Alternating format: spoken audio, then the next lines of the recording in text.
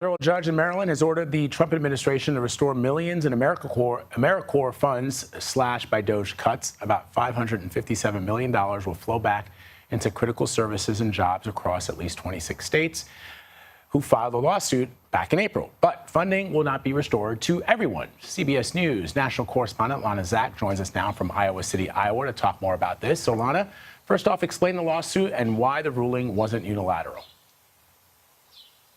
Well, hey there, Vlad. So Judge Deborah Boardman decided that the Trump administration had overstepped their authority when they decided, as part of these DOGE cuts, to eliminate so many of these grants that had been made to AmeriCorps programs across the country. And according to our CBS reporting, we actually found that around half of those grants went to serve the communities that helped to put President Trump in office.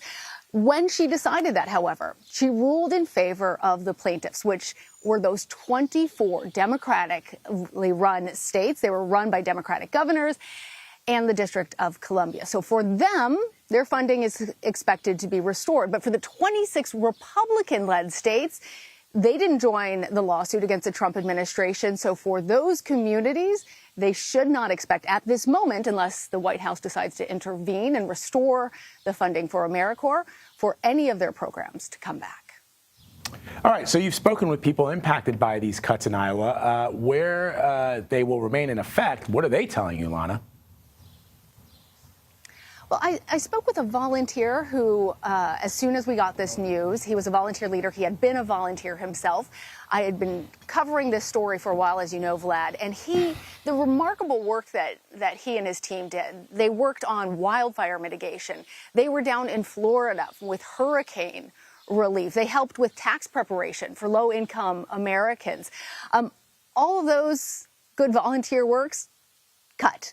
And because the folks here in Iowa are in a red state, they do not have any expectation that any of those programs would be put back into effect. And furthermore, when I was speaking with this particular volunteer leader for AmeriCorps, he said that his team, which had been told within 24 hours they were all supposed to go home, many of them didn't even have places to go because they were supposed to be living on site through AmeriCorps, they're not going to be able to come back because they have already been exited from the system. So there's a lot of questions about how this practically is still going to be able to go into effect, given that these volunteers, their jobs have already been eliminated. They've moved on to other things.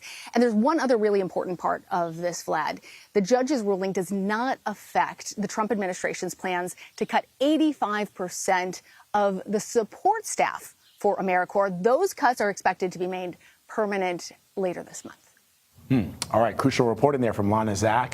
Thank you, Lana. Appreciate it. Good to see you.